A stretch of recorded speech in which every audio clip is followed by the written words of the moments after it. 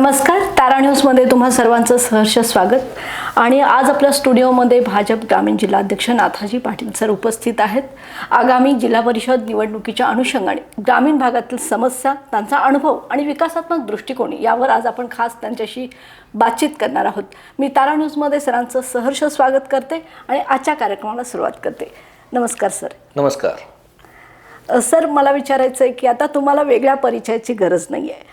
जिल्हा परिषद ही ग्रामीण भागातील एक मोठी संस्था मानली जाते आणि त्या अनुषंगाने ग्रामीण भागातील समस्या ज्या आहेत, जसं रस्ते, आरोग्य, पाणी आणि शिक्षण या ज्या मूलभूत प्रश्न आहेत, या संदर्भात काय सांगाल आणि याबाबत खरोखरच जनता समाधानी आहे की असमाधानी आहे?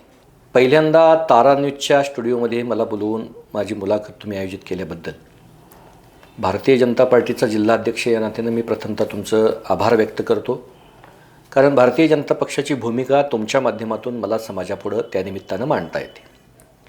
आपण प्रश्न विचारलात की जिल्हा परिषदेच्या अनुषंगानं जनता समाधानी आहे की असमाधानी।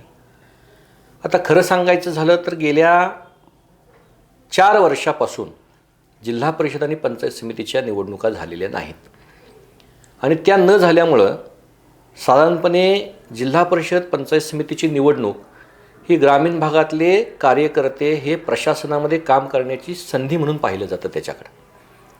आणि गेल्या 4 वर्षामध्ये या निवडणुका न झाल्यामुळं अनेक चांगल्या कार्यकर्त्यांची संधी ही त्यानिमित्तानं गेल्या 4 वर्षापासून हुकलेली असं मला या निमित्तानं म्हणावंसं वाटतं। आत्ता साधारणपणे सुप्रीम कोर्टाच्या निर्णयाप्रमाणे 31 जानेवारी 2026पर्यंत सगळ्या जिल्हा परिषद पंचायत समितीच्या निवडणुका, नगरपालिका महापालिकेच्या निवडणुका घ्याव्यात असं सुप्रीम कोर्टानं आदेश दिल्यामुळं आता निवडणुकीची लगबग ही सुरू झालेली आहे। गेल्या 1.5-2 महिन्यापूर्वी आपण पाहिलं नगरपालिका नगरपंचायतीच्या निवडणुका झाल्या, आत्ता महापालिकेच्या निवडणुका सुरू आहेत आणि आता कधीही म्हणजे साधारणपणे उद्या परवा 13 सोमवारपर्यंत कधीही जिल्हा परिषदेच्या निवडणुकीची आचारसंहिता लागू शकते। त्यामुळे आम्ही सगळी मंडळी ही जिल्हा परिषदेच्या निवडणुकीच्या पूर्वतयारीमध्ये आहोत। साधारणपणे कोल्हापूर जिल्हा परिषदेच्या निवडणुकीच्या पूर्वतयारी म्हणून आम्ही जवळपास 650 उमेदवारांच्या इच्छुक उमेदवारांच्या मुलाखती जिल्हा कार्यालयामध्ये घेतल्या। त्याचा आज समारोप झाला। म्हणजे साधारणपणे मंगळवारी आम्ही बुधरगड, राधानगरी, कागल, आजरा या तालुक्याच्या मुलाखती घेतल्या। काल बुधवारी आम्ही करवीर, दक्षिण करवीर, गगनबावडा आणि पन्हाळा या तालुक्याच्या मुलाखती घेतल्या आणि आज चंदगड आणि गडिंग्लज तालुक्याच्या मुलाखती घेतल्या। यामध्ये उमेदवार म्हणून इच्छुक असलेल्या आमच्या कार्यकर्त्यांचा प्रचंड असा उत्साह आहे। या उत्साहामध्ये त्यांनी मुलाखतीला प्रचंड मोठ्या संख्येनं उपस्थिती लावली। खरं तर भारतीय जनता पार्टीचा कार्यकर्ता हा नेहमी इलेक्शन मोडमध्ये असतो, त्यामुळे या निवडणुकीच्या अनुषंगानं जी पक्षानं दिलेली प्रक्रिया आहे ती प्रक्रिया पार पाडण्याच्या दृष्टीनं आम्ही प्रयत्न करतो आहोत। दुसरा मुद्दा आपण विचारला की जिल्हा परिषदेच्या कामाबद्दल जनता समाधानी आहे की असमाधानी। आता गेल्या 4-4.5 वर्षामध्ये जिल्हा परिषदेवर प्रशासक राज असल्यामुळं साधारणपणे लोकांपर्यंत पोचण्यासाठी लोकप्रतिनिधी आवश्यक असतो। दुर्दैवानं जिल्हा परिषदेमध्ये असे लोकप्रतिनिधी नसल्यामुळं प्रशासनाला तिथंपर्यंत पोचण्यास थोड्या अडचणी निर्माण झाल्या। परंतु आम्ही पक्षीय प्रतिनिधी असतील, आमदार असतील, खासदार असतील, या सर्वांच्या माध्यमातून विकास त्या गावांपर्यंत पोचवण्याचा प्रयत्न केलेला आहे आणि तो प्रयत्न हा निश्चितपणानं यशस्वी झाला आहे असं मला म्हणायला काही हरकत वाटत नाही। पण जिल्हा परिषदेचा प्रतिनिधी आणि पंचायत समितीचा प्रतिनिधी जर त्या सभागृहामध्ये निवडून गेला तर त्याच्यापेक्षा अधिक गतीनं आपल्याला विकासाला चालना देता येऊ शकते। आता तुम्ही बऱ्याच गोष्टींवर माझ्याशी बोललात। मला विचारायचं आहे की ह्या जेव्हा निवडणुका लागतील तर अनेक ग्रामीण भागात आजही पिण्याचा प्रश्न जसं शहरी भागामध्ये आहे तसाच तो ग्रामीण भागामध्ये आहे, तो प्रश्न कायमस्वरूपी सुटणार का आणि त्यासाठी काही व्हिजन तुम्ही ठरवलं आहे का? मग कोणता प्रश्न म्हटलं? आजही पिण्याच्या पाण्याच्या जी व्यवस्था आहे ग्रामीण भागामध्ये, पिण्याच्या पाण्याच्या प्रश्नाच्या बाबतीत निश्चितपणानं आमचं केंद्रातलं सरकार असेल, राज्यातलं सरकार असेल, निश्चितपणानं जागरूक आहे। आता याच्या मागचं उदाहरण देतो की या कोल्हापूर जिल्ह्यामध्ये 1100 गावं आहेत आणि या 1100 गावांमध्ये कुठल्या गावांमध्ये पाण्याची योजना नाही, कुठल्या गावांमध्ये आहे, जी आहे ती पूर्वी अगदी साधारणपणे 25-30 वर्षापूर्वी झालेली आहे आणि मग अशा सगळ्या परिस्थितीमध्ये काही योजना निकामी झालेल्या आहेत. मग अशा सगळ्या परिस्थितीमध्ये हर घर नल से जल या उक्तीप्रमाणे प्रधानमंत्री नरेंद्र मोदी साहेबांनी जल जीवन मिशन योजना नावाने योजना काढली. आता या योजनेच्या माध्यमातून आज कोल्हापूर जिल्ह्यातल्या नव्हे महाराष्ट्रातल्या प्रत्येक ग्रामीण भागामध्ये आज त्यांच्या लोकसंख्येच्या प्रमाणामध्ये ही पिण्याच्या पाण्याच्या योजना कार्यान्वित होणार आहेत.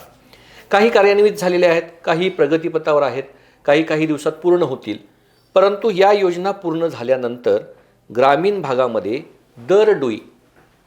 भागामध्ये दरडोई साधारणपणे 55 लिटर पाणी प्रत्येक नागरिकाला मिळावं अशा पद्धतीची संकल्पना नजरेसमोर घेऊन पिण्याच्या पाण्याच्या योजनेच्या बाबतीत हे आमचं सरकार अतिशय गंभीर आहे. मग मी मगाशी सांगितल्याप्रमाणे जल जीवन मिशन या योजनेच्या माध्यमातून आज कोल्हापूर जिल्ह्यातलं एकही गाव या योजनेपासून वंचित नाही. यातल्या काही योजना पूर्ण झालेल्या आहेत, काही पूर्णत्वाच्या मार्गावर आहेत, काही प्रगतीपथावर आहेत. साधारणपणे माझा असा अंदाज आहे की नजीकच्या 1 वर्षाच्या कालावधीच्या आत एकाही कुटुंबाला स्वतःच्या घरामध्ये नळाचं पाणी मिळणार नाही अशी परिस्थिती असणार नाही. प्रत्येक कुटुंबाला स्वतःच्या घरामध्ये नळानं पाणी मिळेल. हा झाला पाण्याचा प्रश्न. आजही ग्रामीण भागामध्ये प्राथमिक जी आरोग्य केंद्र आहेत किंवा उपकेंद्र आहेत तिथं औषधांचा तुटवडा आहे, कर्मचारी नाही आहेत, डॉक्टर नाही आहेत. ही जी अवस्था आहे ग्रामीण भागामध्ये त्यावर कशा पद्धतीनं काम होणार आहे आणि याबाबत काही व्हिजन असणार आहे का? मुळात मी मगाशी आपल्या सर्वांना सांगितल्याप्रमाणे या महाराष्ट्राचे आरोग्यमंत्री आणि विशेषतः कोल्हापूर जिल्ह्याचे पालकमंत्री हे प्रकाश आंबेडकर आत्ता काम करत आहेत. साधारणपणे 1 वर्षापूर्वी त्यांच्याकडे हा कार्यभार आला आणि 1 वर्षानंतर त्यांच्याकडे कार्यभार आल्यानंतर आपण जर बघितलं तर आरोग्याच्या सुविधा अतिशय चांगल्या पद्धतीनं आपल्याला पाहायला मिळतात.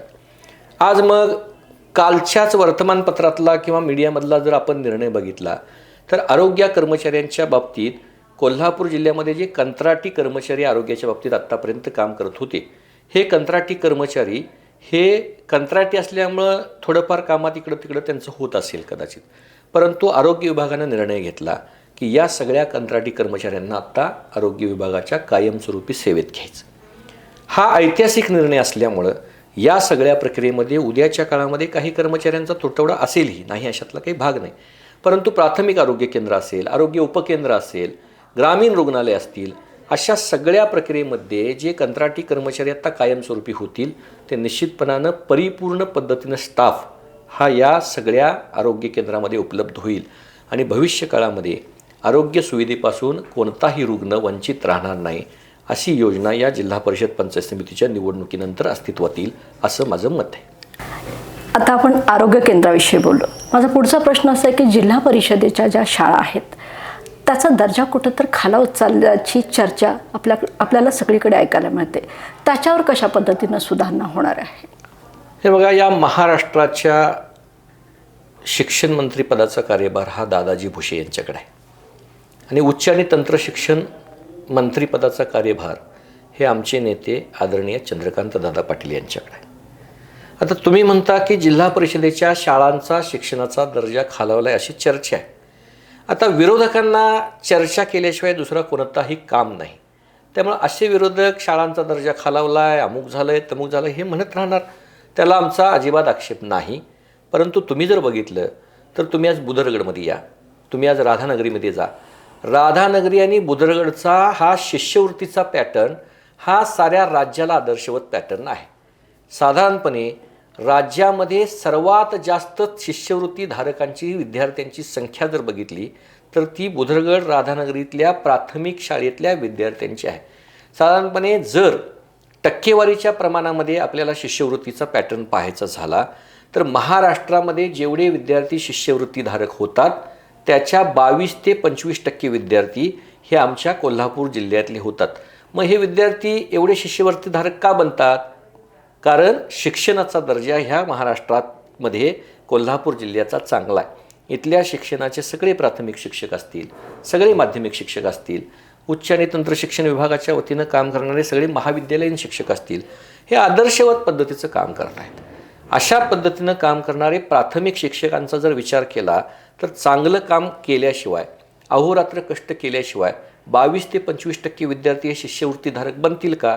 त्यामुळे या सगळ्या प्रक्रियेमध्ये मला हा आरोप अजिबात मान्य नाही. कारण शिष्यवृत्तीच्या प्रक्रियेमध्ये महाराष्ट्रामध्ये 22 ते 25% विद्यार्थी हे कोल्हापूर जिल्ह्यातले आणि विशेषतः राधानगरी बुद्रुक तालुक्यातले असल्यामुळं प्राथमिक शाळेचा दर्जा हा दर्जेदारच आहे, चांगलाच आहे आणि भविष्य काळामध्ये सुद्धा उद्याच्या काळामध्ये हा प्राथमिक शाळेचा दर्जा अतिशय चांगल्या पद्धतीनं सुधारण्यासाठी आम्ही प्रयत्न करणार आहोत. भौतिक सुविधांच्या शाळांच्या बाबतीत जर आपल्याला म्हणायचं झालं तर आज आपण बघितलं तर कोल्हापूर जिल्ह्यामध्ये डॉक्टर बाबासाहेब आंबेडकर या नावानं सुरू असलेली एक प्राथमिक शाळा आज सुसह्य अशी इमारत आपल्या चंद्रकांत दादांच्या गावी खानापूरमध्ये उभी राहिलेली आहे. अशा बहुतांशी शाळा बनवण्याचा संकल्प या महाराष्ट्र शासनानं केला आणि मग या महाराष्ट्र शासनानं शिक्षणाच्या दर्जाबरोबर अशा सगळ्या विद्यार्थ्यांना, अशा सगळ्या शिक्षकांना, काम करणाऱ्या सर्व शिक्षिका, महिला शिक्षकांना सुद्धा भौतिक सुविधा चांगल्या पद्धतीनं पुरवण्याच्या दृष्टीनं प्रयत्न चालवलेले आहेत आणि कोल्हापूर जिल्ह्याचा शैक्षणिक दर्जा हा आजही उंचावलेलाच आहे, भविष्य काळातही तो उंचावणाराच राहणार आहे असं माझं ठाम मत आहे. मला विचारायचं, जर तुम्ही आत्ताच सांगितलं की शिक्षण आणि शिकवणाऱ्या शाळा ह्या सुस्थितीत आहेत, पण आजही ग्रामीण भागात अशी काही ठिकाणं आहेत किंवा डोंगर कपारीत अशा काही ठिकाणे आहेत जिथं शाळांची जी व्यवस्था आहे ती चांगल्या पद्धतीनं नाही आहे. आजही तिथे शिक्षकांचा अपुरा म्हणजे शिक्षक अपुरे आहेत. त्याबद्दल काय सांगाल सर? शिक्षक अपूर्ण असण्याच्या बाबतीतला जो तुमचा प्रश्न आहे तो अतिशय योग्य आहे, त्याबद्दल मला काही म्हणायचं नाही. परंतु आत्ता नवीन TET धोरण आलं आहे. शिक्षकांच्या नेमणुकीमध्ये शासनानं काही निकष लावलेले आहेत. हे निकष अशासाठी आहेत की शिक्षण देणाऱ्या शिक्षकाचा दर्जासुद्धा हा चांगला असावा आणि अशा माध्यमातून हे शिक्षक आत्ता या सगळ्या आपल्या निवड प्रक्रियेमध्ये पार पडणार आहेत आणि मग ही थोडी प्रक्रिया कमी अधिक प्रमाणात पुढे मागे होत असेल, परंतु अशा सगळ्या प्रक्रियेमध्ये जे शिक्षक आहेत ते जीव ओतून काम करत आहेत, शैक्षणिक दर्जा सुधारण्यासाठी चांगल्या पद्धतीनं काम करत आहेत आणि जे शिक्षक कामचुकारपणा करतात, जे शिक्षक आपल्या विहित वेळेमध्ये आपल्या कामकाजावर जात नाहीत, अशा शिक्षकांना शिक्षा करण्याचं धोरणसुद्धा महाराष्ट्र शासन, जिल्हा परिषद शिक्षण विभाग, जिल्हा परिषदे CEO हे चांगल्या पद्धतीनं करतात. त्यामुळे शिक्षकांच्यामध्ये एक चांगल्या पद्धतीनं आपण स्वतः शिक्षक म्हणून काम करण्याचा अवेअरनेस यावा यासाठी जिल्हा परिषद काम करते. अशा ठिकाणी जिथं जिथं शिक्षकांची संख्या कमी आहे, जिथं जिथं शिक्षकांचा अभाव आहे, अशा ठिकाणी दुर्गम भागामध्ये अशा शिक्षक देण्यासाठी आम्ही निश्चितपणानं जिल्हा परिषदेच्या मुख्य कार्यकारी अधिकारी असतील, शिक्षण अधिकारी असतील यांच्याकडं ते सूचित करू, यांच्याकडे त्या सूचना मांडू. दरवर्षी ग्रामीण भागातील रस्त्यांची जी अवस्था आहे ती दिवसेंदिवस बिकट होत चाललेली आहे आणि अशा वेळी त्यांची तात्पुरती डागडुजी होती. असे टिकाऊ आणि मजबूत रस्ते करण्यासाठी काय प्रयत्न राहणार आहे? मुळात आपल्या कोल्हापूर जिल्ह्यामध्ये अतिवृष्टीचं प्रमाण अधिक आहे. ग्रामीण भागामध्ये तुम्ही जर पाहिलं तर साधारणपणे आजरा घ्या, चंदगड घ्या, बुधरगड घ्या, राधानगरी घ्या, असे दुर्गम, गगनबावडा घ्या, पन्हाळा घ्या, शाहूवाडी घ्या, असे दुर्गम भागातले अनेक तालुके हे अतिवृष्टीनं गंजलेले आहेत, ग्रासलेले आहेत. त्या गावातला तुम्ही जर बघितला तर पाऊस, इतर ठिकाणचा पाऊस बंद झाला, कमी झाला, तर त्या परिसरातला पाऊस हा साधारणपणे अगदी दिवाळी दसऱ्यापर्यंत सुरू असतो आणि मग अशा सगळ्या कारणास्तव तिकडच्या ग्रामीण भागातले रस्ते हे थोडेफार खराब होत असतात. परंतु आत्ताच्या नवीन या रस्ते विकासाच्या धोरणानुसार जिल्हा परिषद असू दे, सार्वजनिक बांधकाम विभाग असू दे, अशा सगळ्या विभागाच्या माध्यमातून या विभागातल्या रस्त्यांचं जाळं हे सुस्थितीत करण्याच्या दृष्टीनं या महाराष्ट्र शासनाचा प्रयत्न निश्चितपणानं राहील आणि त्या दृष्टीनं सगळे उपक्रम सुरू आहेत. आत्ताच नवीन मातोश्री पानंद नावाची योजना ही आता सरकारनं लॉन्च केलेली आहे, सरकारनं आणलेली आहे. आता हे कशासाठी की शेतकऱ्यांच्या पिकाचा किंवा शेतीमालाचा जो काही प्रवास आहे, हा प्रवास शेतकऱ्यांना अगदी मुख्य बाजारपेठेपर्यंत आणण्यासाठी त्याचा त्रास होतो, शेतीतनं गावापर्यंत आणण्यासाठी सुद्धा त्याचा त्रास होतो आणि म्हणून मातोश्री पानंद योजनेच्या नावाखाली गावातले किंवा शेती शिवारातले रस्तेसुद्धा मजबूत व्हावेत यासाठीची ही योजना आहे. नुसते गावातलेच नव्हे तर शिवारातले रस्तेसुद्धा चांगले होण्याच्या दृष्टीनं महाराष्ट्र सरकार निश्चितपणानं चांगला प्रयत्न करतं आहे. त्यामुळं भविष्य काळामध्ये एक रस्त्याचं जाळं चांगलं निर्माण झालं तर दळणवळण चांगलं निर्माण झालं तर निश्चितपणानं त्या त्या ठिकाणचा विकास होतो, ही आमची धारणा आहे. त्यामुळं जिथं जिथं असे प्रसंग असतील, जिथं जिथं रस्त्याच्या असुविधा निर्माण झालेल्या असतील, या ठिकाणी चांगले रस्ते बनवण्याचा संकल्प या महायुतीच्या सरकारनं घेतलेला आहे. ही जी योजना आता तुम्ही मला सांगितली, काय आहे ती योजना नेमकी आणि यानं रस्ता कसे दर्जेदार होणार आहेत? मातोश्री पानंद योजना ही रस्ता हा ग्रामीण भागातल्या गाव टू गाव जोडण्यासाठी नाही, तर ती योजना अशी आहे, शेती शिवारातनं जो काही माल आहे, शेतीमाल आहे, मग कुणाचा ऊस असतो, कुणाचा गहू असतो, कुणाचं भात असतं, कुणाचं गवत असतं, हे मुख्य रस्त्याला आणता यावं यासाठीची ही रस्ते दुरुस्त करण्याची योजना आहे. आता काय झालं आहे, शेती शिवारामध्ये मनुष्यबळ फार कमी झालं आहे, शेतीकडे लोकांचा कल थोडा कमी होत आहे. मग मनुष्यबळ मिळत नसल्यामुळं अशा लोकांना आपला शेतीमाल हा गावापर्यंत आणण्यासाठी अडचण तयार होते आणि मग ती अडचण दूर व्हावी म्हणून मातोश्री पानंद योजना या योजनेखाली सरकारनं काढलेली आहे की शिवारातनं रस्ते व्हावेत आणि शेतीमाल हा त्या रस्त्यावरून गावात यावा, हा यामागचा हेतू आहे. त्यामुळे अतिशय चांगली योजना मातोश्री पानंद योजना ही शेती शिवारातला माल गावात आणण्यासाठीची ही योजना आहे. शेतकरी आणि शेतीपूरक उद्योगांसाठी ग्रामीण अर्थव्यवस्था मजबूत करायची झाली तर कशा पद्धतीनं काम होणार आहे? ग्रामीण अर्थव्यवस्था मजबूत करायची झाली तर महाराष्ट्र शासनात चांगल्या अनेक योजना आणते. यामध्ये तुम्ही बघितलं, कृषी अवजारांसाठी 50% ते 45% अनुदानावरच्या योजना ह्या आत्ता आपण दिलेल्या आहेत, महाराष्ट्र सरकारनं दिलेल्या आहेत. यामध्ये काय येतं, एखाद्या शेतकऱ्याला पॉवर टिलर घ्यायचा असला त्याला अनुदान दिलं जातं, एखाद्या शेतकऱ्याला ट्रॅक्टर घ्यायचा असला त्याला अनुदान दिलं जातं, एखाद्या शेतकऱ्याला कृषी अवजारे घ्यायची असतील त्याला अनुदान दिलं जातं, एखाद्या शेतकऱ्याला कडबाकुट्टी मशीन द्यायचं असेल त्याला अनुदान दिलं जातं, एखाद्या शेतकऱ्याला पशुधन घ्यायचं असेल म्हणजे कुणाला गाय गोठा जनावर म्हैस घ्यायची झाली त्याला अनुदान दिलं जातं, एखाद्या शेतकऱ्याला कुक्कुटपालन व्यवसायासाठी अनुदान दिलं जातं, एखाद्या शेतकऱ्याला शेळी मेंढी पालनासाठी अनुदान दिलं जातं. शेतीचा व्यवसाय आणि शेतीपूरक व्यवसाय वाढावेत यासाठी सरकार प्रचंड चांगल्या योजना आणि प्रचंड चांगल्या सुविधा देत आहे. या सुविधांचा लाभ अनेक शेतकरी घेत आहेत. त्यामुळं खताच्या बाबतीतले आपण जर बघितले, खताचे दरसुद्धा आता लोकांची ओरड आहे की गगनाला भिडलेले आहेत, परंतु सवलतीच्या दरात खत मिळावं यासाठी सरकार प्रयत्न करत असतं. आणि अशा सगळ्या शेतीपूरक योजना ज्या काय आहेत ह्या योजना शेतकऱ्यांना दिल्या जात असल्यामुळं, आता तुम्हाला ऊसाच्या बाबतीतला विषय सांगितला तर ऊसाच्या बाबतीत एखादा सहकारी साखर कारखाना, एखादा खाजगी साखर कारखाना जर शेतकऱ्याला FRP पेक्षा कमी दर देत असेल तर साखर कारखान्यावर फौजदारी करावी अशी कायद्यामध्ये तरतुदी आमच्या सरकारने केलेली आहे. त्यामुळं आता कोणताही साखर कारखाना FRP पेक्षा किंवा सरकारनं ठरवून दिलेल्या दरापेक्षा कमी ऊसाचा दर देत नाही. ही एक सगळ्यात चांगली उपलब्धी या सरकारची आहे. आणि मी मगाशी सांगितल्याप्रमाणे शेती अवजार असेल, पशुधन असेल, अन्य शेती उपयोगी उपकरणं असतील, अशांनासुद्धा अनुदान दिलं जातं. दलित लोकांना महाराष्ट्र शासन शेती घेण्यासाठी 100% अनुदान देतं. दलित लोकांना किंवा दलित वर्गामध्ये काम करणाऱ्या पिछड्या जातीच्या सगळ्या लोकांना पशुधनासाठी 100% अनुदानावर म्हैस गाय खरेदीसाठी, शेळी पालनासाठी, कुक्कुटपालनासाठी अनुदान देतं. एवढं सगळं अनुदानाच्या योजना ह्या शेतकरी आणि शेतकरी हितासाठीच आहेत. त्यामुळे शेतकऱ्यांचं हित जोपासणारं सरकार म्हणून आमच्या सरकारकडे निश्चितपणानं पाहिलं जातं असं माझं मत आहे. सर, तुम्ही आता म्हटलात की बऱ्याच योजना, बराच निधी शेतकऱ्यांपर्यंत पोहोचवला जातो, कर्ज दिली जातं. एवढं सगळं असतानाही आजही शेतकरी आत्महत्या कमी होतानाचं चित्र दिसत नाही आहे. दुसरी गोष्ट म्हणजे कुठंतरी निधी किंवा योजना शेतकऱ्यांपर्यंत पोहोचवण्यात आपलं सरकार कमी पडलं असं तुम्हाला वाटतंय का? मला हे असं शेतकऱ्यांचा निधी शेतकऱ्यापर्यंत पोहोचवण्यासाठी कमी पडले असं जे तुम्ही म्हणताय ते मला अजिबात मान्य नाही. पहिल्यांदा 2 प्रश्न आपण विचारलेत, एक शेतकऱ्यांच्या आत्महत्या आणि निधी, ह्याचं 2 बायफर्केशन वेगवेगळं करावं लागेल आपल्याला. शेतकऱ्यांच्या आत्महत्या वाढलेल्या आहेत असं तुमचं मत आहे. आता शेतकऱ्यांच्या आत्महत्या वाढल्यात तसं कोल्हापूर जिल्ह्यामध्ये शेतकऱ्याचं आत्महत्येचं प्रमाण फार कमी आहे, अंशतः आहे किंवा अजिबातच नाही अशी परिस्थिती आहे. चुकून एखादा शेतकरी कुठल्या तरी कारणास्तव आत्महत्या करत असेल. कोल्हापूर जिल्ह्यामध्ये त्याचं प्रमाण नगण्य आहे. पण महाराष्ट्र शासनानं आत्ता ठरवलं आहे काय ठरवलं आहे की साधारणपणे 30 जून 2026पर्यंत शेतकऱ्यांना कर्जमाफी देण्याचं धोरण ठरवलेलं आहे.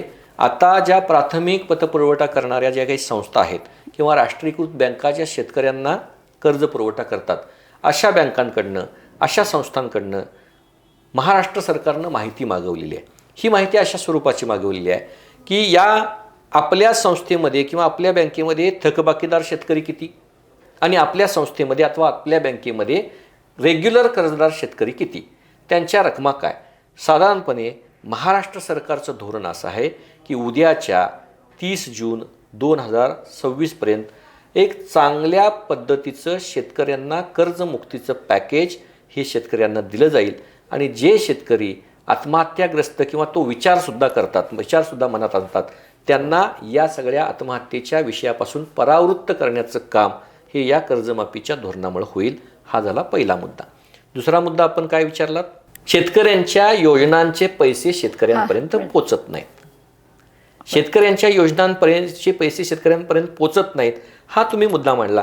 तर हा मुद्दासुद्धा मी या कारणास्तव खोडून काढतो की पूर्वीच्या काळामध्ये तुम्हाला कदाचित आठवत असेल, राजीव गांधी प्रधानमंत्री होते. राजीव गांधींनी लाल किल्ल्यावरनं एक भाषण केलं होतं.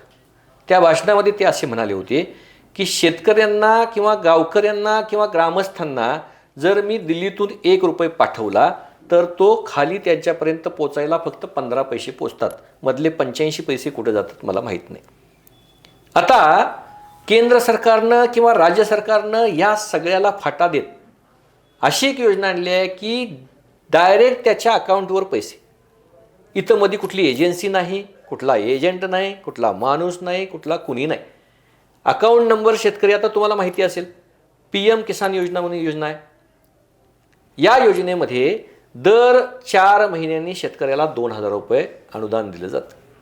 हे पैसे द्यायला कुणी एजंट लागत नाही, कुठला पंचायत समितीचा, जिल्हा परिषदेचा, महाराष्ट्र शासनाचा अधिकारी लागत नाही. दर 4 महिन्यांनी माननीय प्रधानमंत्री एका क्लिकवर या राज्यातल्या जवळपास 20 कोटी शेतकऱ्यांना दर 3 महिन्यांनी, दर 4 महिन्यांनी ₹2000 देतात. त्याच पद्धतीनं महाराष्ट्र सरकारसुद्धा ₹2000 अनुदान देतं. मग शेतकऱ्यांना हे थेट पैसे त्यांच्या खात्यावरती जातातच ना, इथं मध्ये पोचत नाहीत म्हणायचा काय संबंध आहे. दुसरा मुद्दा, मगाशी मी सांगितलं शेती अवजारांच्या पैशाच्या संदर्भात, शेती अवजारांच्या बाबतीतसुद्धा अशीच योजना आहे. शेतकऱ्यांना आपलं अवजार अगोदर खरेदी करायचं, त्यानं आपलं बँक अकाउंट संबंधित शासकीय यंत्रणेला द्यायचं, त्या बँक अकाउंटवर थेट पैसे त्या डिपार्टमेंटमधनं थेट पैसे त्या शेतकऱ्याच्या खात्यावरती जातात. त्यामुळं जे तुम्ही म्हणता की शेतकऱ्यांना जे आर्थिक लाभ दिले जातात ते त्यांच्यापर्यंत नियमितपणानं पोचत नाहीत, हा मुद्दासुद्धा मला अजिबात मान्य नाही. सर, आता यावर आपलं मतांतर झालं. मला विचारायचं की महिला व दुर्गम भागात खऱ्या अर्थाने जे लाभार्थी आहेत त्यांच्यापर्यंत ज्या विशेष योजना आहेत त्या राबवण्यासाठी काय प्रयत्न असणार आहेत, त्या भागापर्यंत योजना राबवाव्यात म्हणून काय केलं जाऊ शकतं? महिलांच्यासाठी आता पंचायत समिती, जिल्हा परिषद स्तरावरून एक सगळ्यात चांगली योजना जी अशी आहे की जी उमेदच्या नावानं, उमेदच्या माध्यमातून पुरवली जाते. मग या महिला बचत गटाचं एकत्रित संघटन करायचं, त्या महिला बचत गटांचा अवेअरनेस करायचा, त्यांना योग्य त्या बँकांमध्ये नेऊन पोचवायचं, त्यांची जी झालेली बचत असते ती व्यवस्थितरित्या बचत करायची आणि बचत होणाऱ्या रकमेवर त्याच महिलांना बचत गटासाठी कर्ज उपलब्ध करून द्यायचं आणि त्या कर्जातून चांगल्या व्यवसाय करण्याच्या उद्देशानं, मग कुणी शेवयांचा व्यवसाय करतं, कुणी पत्रावळ्या तयार करण्याचा व्यवसाय करतं. अनेक महिला बचत गट असे आहेत की जे महिला बचत गट अतिशय मोठा व्यवसाय करतात. या बचत गटाच्या माध्यमातून तुम्हाला उदाहरणार्थ द्यायचं झालं तर कोल्हापूर जिल्ह्यामध्ये अनेक असे बचत गट आहेत की तुम्ही जर खिंडी वरवळीसारखं एक गाव बघितलं तर त्या गावामध्ये सुद्धा बचत गटाच्या माध्यमातून पापड, लोणची, त्यांची उपयोगी साहित्य याचा व्यवसाय करून लाखो रुपये बचत गटाला मिळवणाऱ्या महिलांचे व्यवसाय आम्ही या निमित्तानं बघितलेले आहेत. त्यामुळे या व्यवसायाला चालना देण्याचं काम हे सरकार निश्चितपणानं करत असतं. सगळ्यात महत्त्वाकांक्षी योजना जी महाराष्ट्र सरकारची आहे ती लाडकी बहीण योजना. या महाराष्ट्रातल्या हजारो लाखो महिलांना या योजनेचा लाभ मिळाला आहे. त्यांच्या खात्यावरती दरमहा ₹1500 देण्याचं काम आमचे आदरणीय मुख्यमंत्री देवाभाऊ फडणवीस यांच्या माध्यमातून या निमित्तानं होत आहे आणि या सगळ्या प्रक्रियेमध्ये या महिला समाधानी आहेत. त्यामुळे महिलांच्यासाठीच्या सगळ्यात चांगल्या योजना ह्या आमच्या महायुतीच्या सरकारनं राबवलेल्या आहेत असं माझं स्पष्ट मत आहे. आगामी जिल्हा परिषदेच्या निवडणुकीमध्ये उमेदवार निवडत असताना काम करणारा प्रतिनिधी हाच निकष लावण्यात येईल का राजकीय समीकरणानुसार मग प्रतिनिधी निवडण्यात येणार आहे? मुळात आत्ता आमच्याकडं 650 कार्यकर्त्यांनी ही जिल्हा परिषद पंचायत समितीसाठी उमेदवारी मागितली. आता 50% महिलांना स्थानिक स्वराज्य संस्थेमध्ये आरक्षण दिले आहे. आता या आरक्षणामुळं किमान 650 पैकी 350 महिलांनी आमच्याकडे उमेदवारी अर्ज दाखल केलेत आणि आमच्याकडे पक्षाकडे उमेदवारी मागितलेली. आता ह्या सगळ्यांनी उमेदवारी मागितलेली असताना भारतीय जनता पक्षाकडे उमेदवारी मागणारे सगळे कार्यकर्ते हे नेहमी कार्यकुशल असतात, नेहमी कामात असतात. शेतकऱ्यांच्या, महिलांच्या, कामगारांच्या, कष्टकऱ्यांच्या विविध योजना हे त्या लोकांपर्यंत पोहोचवण्याचं ते काम करत असतात. त्यामुळे आमच्याकडे उमेदवारी अर्ज मागितलेला कोणताही कार्यकर्ता हा काम करूनच आमच्याकडे उमेदवारी मागण्यात आलेला आहे. आता साधारणपणे आपल्याला उमेदवारी किती लोकांना द्यायची आहे? जिल्हा परिषदेच्या 68 आणि पंचायत समितीच्या साधारणपणे 132. आता 132 आणि 68चा जर हिशोब केला तर तिची संख्या साधारणपणे आपला हिशोब केला तर 204-205च्या आसपास होते. 650 लोकांनी उमेदवारी अर्ज मागितला आहे. 204-205 लोकांना आपल्याला उमेदवारी द्यायची आहे. यामध्ये थोडाफार निकष, चाळण बिळण ह्या सगळ्या गोष्टी लागणार. त्यामध्ये आमची मंडळी ही 100% नाराज होणार हे मान्य आहे. परंतु त्यांना नाराज होणार नाहीत, त्यांची नाराजी दूर करण्याच्या दृष्टीने आमच्याकडं अनेक विषय आहेत की कुणाला तरी आम्ही संजय गांधीसारख्या समितीवर, कुणाला तरी आम्ही महामंडळासारख्या त्यांच्या दर्जाप्रमाणे आम्ही संधी देण्याचं काम आमचे सगळ्यांचे नेते आदरणीय देवेंद्र फडणवीस असतील, आमचे सर्वांचे नेते, कोल्हापूर जिल्ह्याचे नेते आदरणीय चंद्रकांत दादा असतील, खासदार धनंजय महाडिक असतील, आमदार शिवाजीराव पाटील असतील, आमदार अमल महाडिक असतील, माजी आमदार संजय बाबा घाडगे असतील, माजी मंत्री भरमसुबराव पाटील असतील, ही सगळी मंडळी अशा सगळ्या लोकांना ज्यांना जिल्हा परिषद पंचायत समितीमध्ये उमेदवारी मिळणार नाही अशा लोकांना महामंडळ, समित्या, चांगल्या समित्यावरती संधी, अनेक लोकांना आपण संधी देऊ शकतो अशी परिस्थिती आहे. त्यामुळं अशी मंडळी नाराज होणार नाहीत. दुसरा प्रश्न विचारला की तुम्ही या सगळ्या प्रक्रियेमध्ये उमेदवारीचे निकष राजकीय धोरण ठरवून देणार का की कसं देणार? तर राजकारणामध्ये काम करणारा माणूस हा निश्चितपणानं काही भजन करण्यासाठी येत नाही. त्याला काही ना काही जनसेवेसाठी कुठल्या ना कुठल्या पदावर जाण्याची इच्छा असते आणि ती इच्छा पूर्ण करण्यासाठी जर जिल्हा परिषद पंचायत समितीला आम्हाला देता नाही आलं तर समित्या, महामंडळ हे देण्यासारखी परिस्थिती आहे. कुठल्याही कार्यकर्त्याला आम्ही नाराज करणार नाही. जर येत्या निवडणुकीत संधी मिळाली सर, तर ग्रामीण भागाचा चेहरा मोहरा तुमच्या दृष्टीनं कसा असणार आहे? निश्चितपणानं गेल्या 2014 पासूनचा जर ग्रामीणचा चेहरा मोहरा आपण बघितला, महाराष्ट्राचा चेहरा मोहरा बघितला, तर मधल्या 2.5 वर्षाच्या काळात उद्धवजी ठाकरेंचं सरकार सोडलं तर साधारणपणे 8.5 वर्ष हे महायुतीचं सरकार सत्तेवरती. आणि मग या महायुतीच्या सरकारच्या काळात मी मगापासून सांगितलेल्या सगळ्या योजना राबवण्यात आलेल्या आहेत. आता ह्या योजना राबवण्याची सगळ्यात महत्त्वाची जबाबदारी ही ग्राउंड लेवलवर पोचणारी सगळ्यात महत्त्वाची जबाबदारी ही कुणावर असते? जिल्हा परिषद पंचायत समितीच्या स्तरावरती असते. आणि मग अशा सगळ्या प्रक्रियेमध्ये जिल्हा परिषद पंचायत समितीमध्ये निवडून गेलेले आमचे प्रतिनिधी असतील, हे ग्रामीणचा चेहरा मोहरा बदलण्यासाठी चांगल्या पद्धतीनं काम करतील. एकही गाव, एकही खेडं विकासापासून वंचित राहणार नाही अशी आमची भूमिका राहील. आमच्या पक्षाची एक पद्धत आहे.